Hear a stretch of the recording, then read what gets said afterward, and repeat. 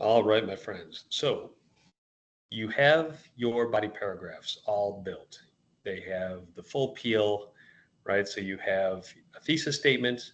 Each of your body paragraphs has a main point, a piece of evidence that you're citing, an explanation of that evidence, and a link back to your thesis. You have done that for each of the topics you've identified. All of it is cited. And so you're at a point now where you can begin thinking about putting some of the finishing touches on your rough draft. And I want to make sure that I'm emphasizing this is still a rough draft.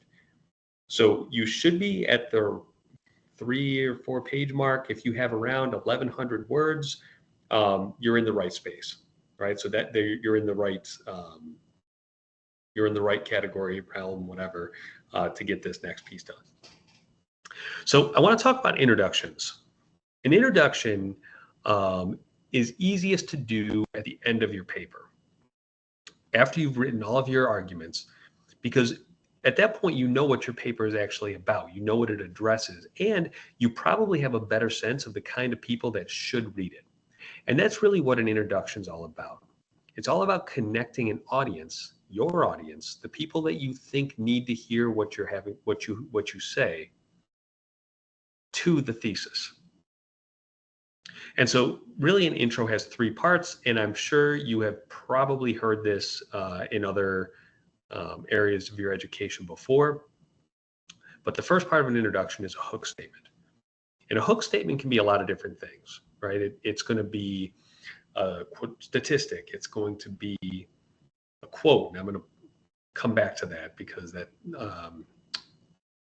is a challenging one. It could be a definition, it could be a statement, it could be a short story.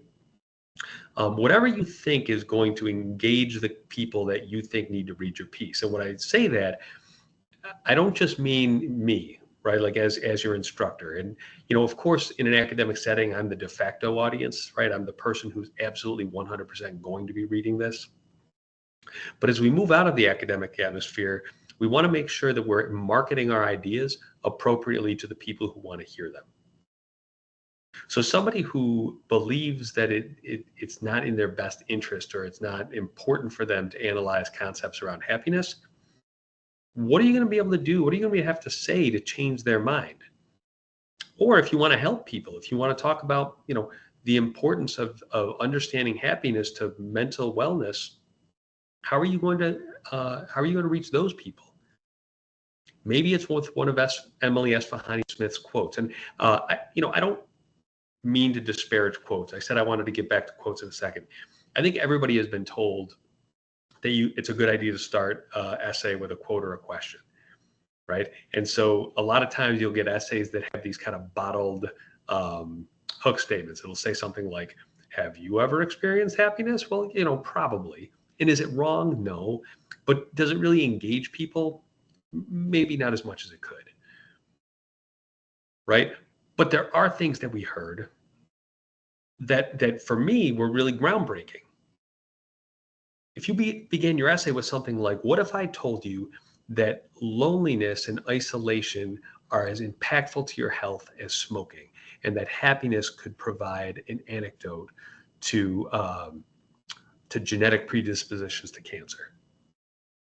You got my attention, right? Like that statistic or that idea for me was really impactful.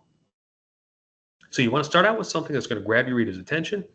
And then really the middle part is just bridging the gap between that hook that you said and giving them information that makes your thesis relevant, right? So if I gave that one about what if I told you that isolation was as impactful as smoking, I might say something like, you know, our world gives us a lot of different ways to isolate ourselves and avoid engaging meaningfully with other people.